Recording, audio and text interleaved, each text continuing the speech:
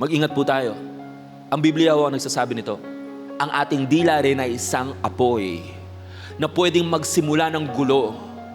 Magkwento ka lang ng mali. Magkwento ka lang ng hindi totoo. O kahit totoo man, pero maling tao ang kwinentuhan mo.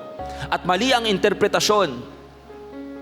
Pwede kang magdulot ng gulo sa buhay ng isang tao. Pwede mong sirain ang career ng isang tao. Pwede mong sirain ang kabuhayan ng isang tao.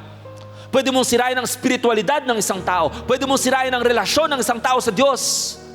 Pwede kang manira ng mga relasyon. Pag ikaw ay ng chismis, nagsinungaling, nanira ng kapwa, ginamit ang iyong bibig sa kasamaan.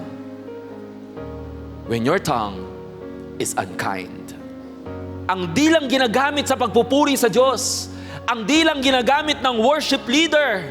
Ang dilang ginagamit ng life group leader. Ang dilang ginagamit ng Bible study leader ay siya rin palang dila na ginagamit sa paninira sa kapwa. Ay siya rin palang dila na ginagamit sa mga malisyosong bagay. Siya rin palang dilang ginagamit sa pagsasabi ng mga bastos na joke, sa mga pagkakwentuhan ng mga mahalay na kwentuhan. Pwede ba yun? Sabi ni Apostol Santiago. Unkind, therefore, not compatible with the goodness of life that God has given him, and therefore, hypocrisy.